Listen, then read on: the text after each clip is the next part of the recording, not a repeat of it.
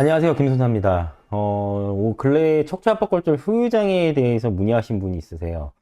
본인이 주치의 통해 가지고 후유장애 진단서를 발급받았는데 후망각 20도가 측정됐고 그걸로 인해서 영구장애로서 보험세 청구했는데 의료자문을 요구하길래 의료자문 동의를 해줬고 자문 결과 이제 후망각 13도가 나왔다고 해서 이제 보험금이 한 절반 정도 깎이거든요. 그렇게 되면 20도면은 뚜렷한 장애이기 때문에 지급률 30%, 보험사가 얘기하는 13도의 경우는 간의 기형이기 때문에 15%가 절반이죠. 그렇기 때문에 이러한 부분 어떻게 해야 되냐, 뭐 자문을 처리할 수 있느냐 이렇게 문의하신 분이 있는데요. 의료자문 같은 경우는 보험사에서 이행하는 어떤 그들의 권리예요. 왜냐하면 이제 피보험자나 피해자가 보험금을 청구했을 때 적정성 의무, 그게 타당한지를 확인해야 되니까 그들도 이제 확인을 해야겠죠. 근데 이제 보면은 의료자문이라는 게 보험사하고 연결되어 있는 의사분들한테 대부분 자문 결과가 나오다 보니까 보통은 보험사 입맛, 그러니까 보험사가 원하는 대로 되게 보험사 위주로 이렇게 자문 결과가 나오게 되거든요. 그러면은 어떤 피보험자나 피해자 입장에서는 본인들이 생각한 범위라던가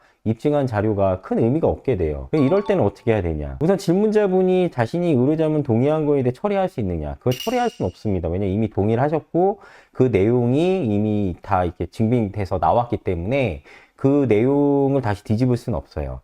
그렇기 때문에 이제 질문자분의 입장에서는 그 내용으로 그냥 수용해서 보험금을 지급받던가 아니면 그 내용이 싫다고 하면 보험사 상대로 해서 담당자한테 동시감정 가겠다고 해서 제3의 의료기관의 보험사 담당자랑 본인이랑 함께 방문해서 진료 보고 후유장애 감정을 다시 받는 방법이 있어요.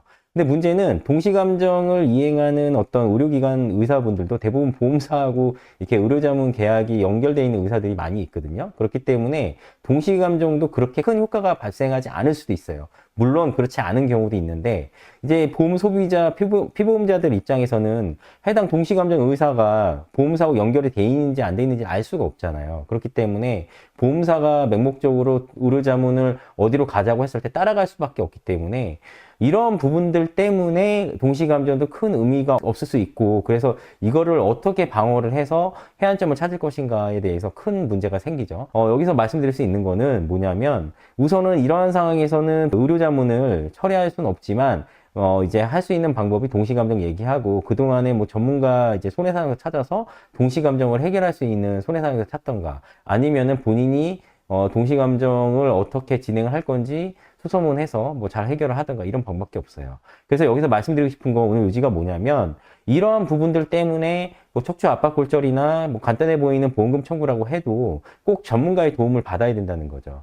왜냐면은 이제 척추 압박골절이라던가 이런 부분들을 피해자분 입장에서는 매우 간단하고 쉽다고 생각해서 보험사가 어쨌든 협의해서 쉽게 끝낼 수 있다고 생각하시는 분들이 많지만 결코 그렇지 않아요. 왜냐하면 이렇게 의료자문 결과가 보험사 입장으로 나오게 되면은 갭이 이게 차이가 너무 많이 발생하기 때문에 손해가 크거든요. 그래서 주치의가 20도라고 판단했는데 13도가 나왔다. 이거 솔직히 너무 이렇게 차이가 크잖아요. 아무리 생각해도 보험사가 보험회사에서 자기들 입장으로 의료자문 받았다고밖에 생각이 안 되니까. 그럴 때 이런 부분들을 이제 처리할 수 있고 대처할 수 있는 방법이 손해사정사죠. 이제 위임해서 처리받는 거. 그러니까 저희한테 무조건 위임을 하시라는 얘기가 아니라 이제 본인들이 처리할 수 있으면 하셔도 되는데 이러한 부분들이 생겼을 때 이제 어떻게 처리해야 될지 알 수가 없잖아요. 그래서 전문가를 이용하시는 거니까 한 번쯤 문의하시고 또 그 부분들에 대해서 문의했을 때 도움 드릴 수 있는 얘기 있으면 그냥 도움 드리거든요. 얘기 드려서. 근데 뭐 본인들이 해결할 수 없는 부분들을 갖다가 그냥 얘기를 해서 뭐 이렇게 처리하셔라 하기도 참 어려운 부분들이니까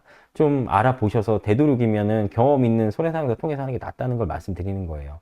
이제 본인이 알아서 그냥 청구할 수 있어서 처리한다고 해도 이후의 문제들은 굉장히 크게 발생해가지고 오히려 손해로 다가오는 경우들이 많이 있으니까. 그래서 오늘 이런 부분 말씀해 드리는 거고요. 저희가 업무를 진행할 때 자료 우선 1차적으로 검토하고 그 검토상 저희가 처리했을 때 어떤 보상이 뭐 잘 되고 처리 가능성이 있다 그러면 저희가 진행을 하지 오히려 뭔가 이렇게 도움 안 되는데 무조건 위임받아서 처리하지 않아요. 그러니까는 궁금하신 부분도 있으면 적극적으로 문의하시고 조금이라도 도움 될 것 같다. 실익적인 부분이 있다면 그때 위임하셔서 처리 받으시면 됩니다.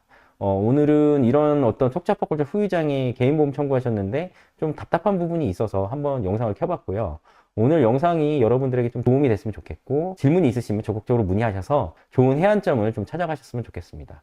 오늘 영상 시청해주신 여러분 감사하고요. 다음 이 시간에 또 찾아뵙겠습니다. 감사합니다.